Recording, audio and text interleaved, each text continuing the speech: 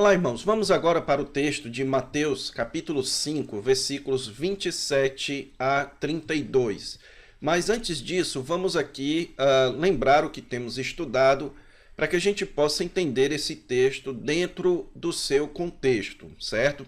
Nós temos estudado aqui o Sermão da Montanha e nas aulas passadas nós estudamos o texto de Mateus 5, de 17 a 20, que tem aqui o que é o coração do Sermão do Monte, que fala a respeito da relação de Jesus com a lei, certo? Então, nós vimos ali que o Senhor Jesus Cristo explica para os seus discípulos que a sua relação com a lei é a relação de cumprimento. A lei apontava para um objetivo e o Senhor Jesus Cristo é esse cumprimento. Vindo, portanto, Jesus, a nossa relação com Deus é mediada pela pessoa e pelo ensino do Senhor Jesus Cristo e não mais pela lei de Moisés. Isso significa, então, que a lei de Moisés deve ser descartada, que o Antigo Testamento deve ser descartado? A resposta de Jesus é não. O Antigo Testamento mantém a sua validade, a sua autoridade, até a consumação de todas as coisas. Então, como deve ser a nossa relação com o Antigo Testamento? Deve ser através dos ensinos de Jesus. Aquilo que Jesus nos instrui a respeito da lei. Então, a nossa relação com Deus é mediada pelos ensinos de Jesus. E, então, o Senhor Jesus Cristo vai nos dar aqui 6 exemplos de como ele interpreta a lei para nós. Jesus vai mostrar aqui 6 casos em que ele entende, ele lê o Antigo Testamento e então, sob a sua própria autoridade, tendo a sua própria autoridade, o Senhor Jesus Cristo faz as suas próprias exigências, faz a sua própria interpretação, faz os seus próprios mandamentos com base, então, na sua leitura do Antigo Testamento. O primeiro caso que nós vimos foi o caso da questão da ira. Mas antes de lembrar a respeito desse caso, um outro ponto que eu gostaria de lembrar a vocês é aquele aspecto que eu falei, que cada um desses 6 casos que o Senhor Jesus menciona deve ser interpretado do seu próprio jeito, ok? Então você tem que ver como Jesus está, o que Jesus está fazendo com o Antigo Testamento em cada um destes casos. Você não pode reduzir como se Jesus estivesse em todos os casos explicando a lei ou em todos os casos contrastando a interpretação dos fariseus. Não. Em alguns casos, o Senhor Jesus Cristo lê o Antigo Testamento, lê algo que está escrito na lei e coloca a sua própria exigência. Em outros casos, Jesus mantém o que está escrito no Antigo Testamento e corrige a interpretação dos fariseus. Em outros casos, o Senhor Jesus Cristo simplesmente desestimula agora que se cumpra ou que se siga aquela lei, e Jesus então dá uma nova instrução segundo aquela lei, ok? Então, cada caso deve ser estudado individualmente. O caso que nós estudamos na aula passada foi a questão da ira, que vai aqui do versículo 21 ao versículo 26.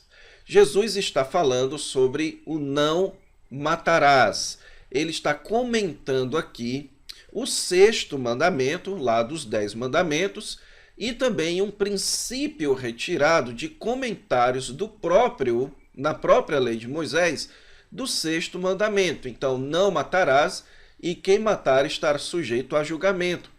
Jesus, então, vai colocar a sua própria exigência. Ele vai dizer, então, que o mandamento que ele está dando vai além, vai a qualquer situação de hostilidade. Aquele que sem motivo se irar contra seu irmão estará sujeito a julgamento. E ele menciona o insulto e menciona o chamar de tolo.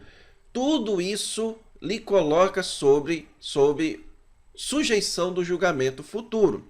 Então, O mandamento que era centrado na atitude, no ato de matar, agora ganha uma nova exigência. Agora o mandamento ganha uma exigência ainda mais profunda, ainda mais exigente, digamos assim. Então agora a questão é a questão da atitude interior, a atitude da hostilidade. Então Jesus dá dois exemplos aqui.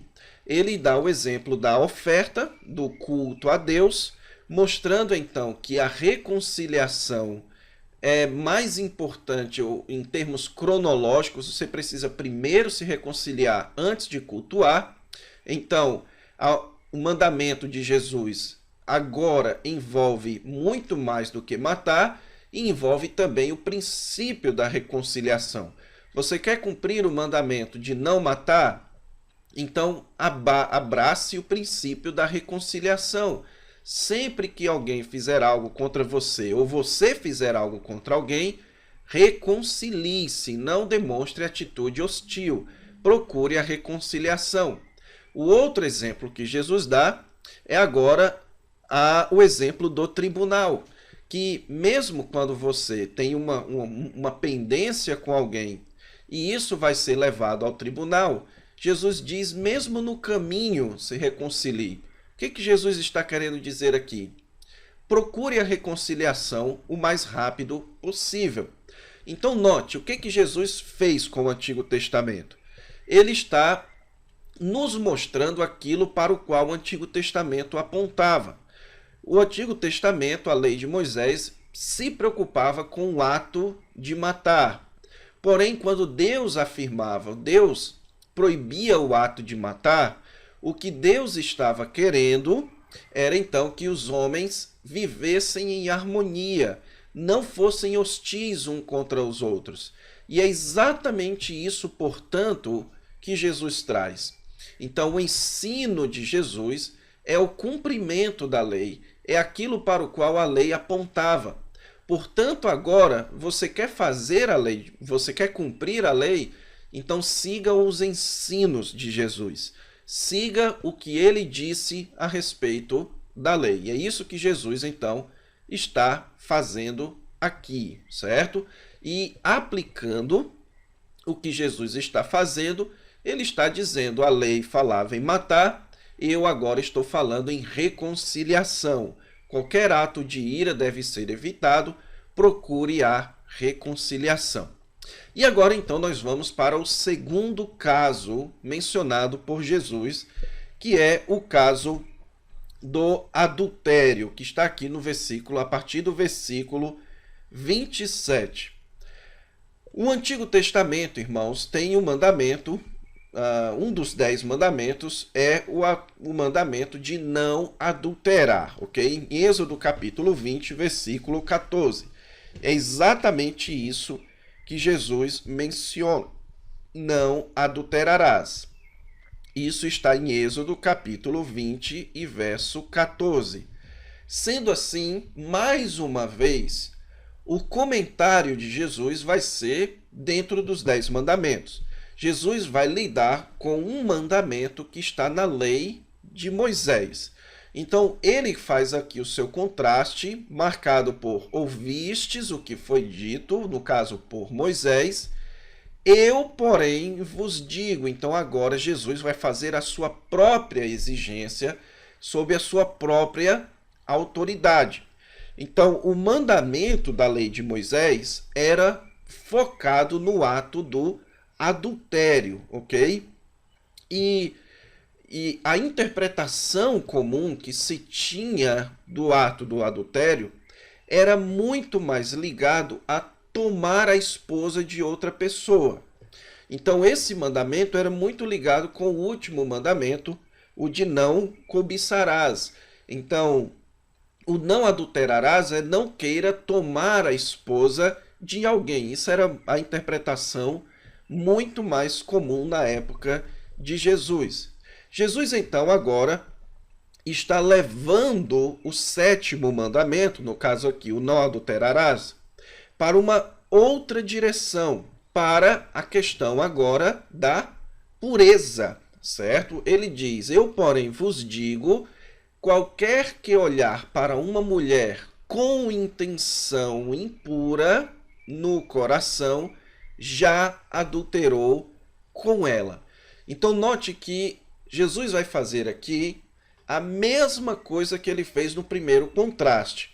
Ele vai mencionar o ensino da lei, que era muito mais focado na atitude, mas ele vai pegar o princípio para o qual a lei apontava, o propósito para o qual a lei apontava, e Jesus, sob a sua própria autoridade, vai dizer que agora a lei deve ser cumprida assim. Então, o propósito da lei, quando ele diz não adulterarás, era a manutenção da pureza. Então, o Senhor Jesus Cristo, sob a sua própria autoridade como cumprimento da lei, vai enfatizar isso, vai levar a lei para um lugar onde a lei não estava. A lei estava centrada no ato do adultério. Agora, Jesus vai falar de intenção impura. Então, a lei que o Senhor Jesus Cristo está dando aqui é a lei da pureza. Jesus está dando agora um aspecto muito mais exigente da lei. Não é só o ato de adulterar, como também a própria intenção impura deve ser evitada. E note que o versículo 28, o Senhor Jesus Cristo fala qualquer que olhar para uma mulher, e a palavra traduzida aqui por mulher deve ser entendida como qualquer mulher e não como esposa, ok? Então Jesus aqui está também combatendo a ideia de que você não pode desejar a mulher de outra pessoa, ok? Jesus está dizendo que é para qualquer mulher. Qualquer que olhar para qualquer mulher com intenção impura, no coração já adulterou com ela.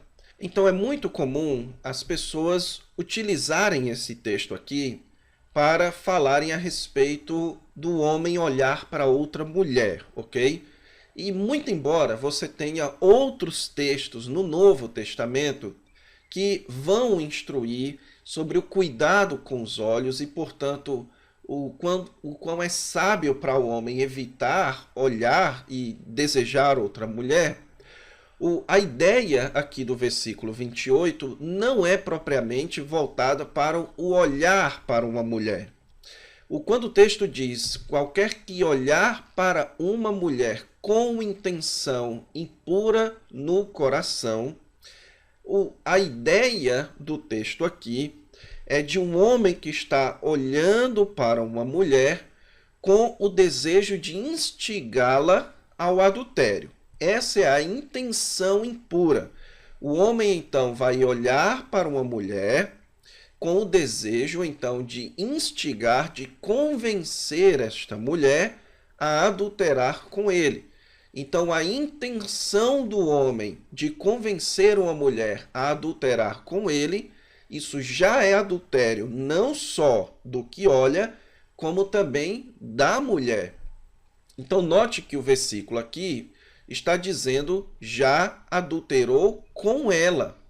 Então, a gravidade do fato do homem instigar uma mulher a adulterar com ele é que não apenas ele está pecando, como ele está fazendo uma outra pessoa pecar, mesmo que essa pessoa não esteja consciente disso. Então, você pode achar estranho, mas no próximo contraste, o Senhor Jesus Cristo vai trabalhar a mesma ideia. A ideia de você expor alguém a se tornar adúltero. Então, se um homem está desejando uma mulher, está olhando para uma mulher com a intenção de convencê-la ao adultério, ele já está adulterando e ele já está expondo essa mulher ao adultério. Então, isso é algo grave que o Senhor Jesus Cristo, então, diz que deve ser evitado.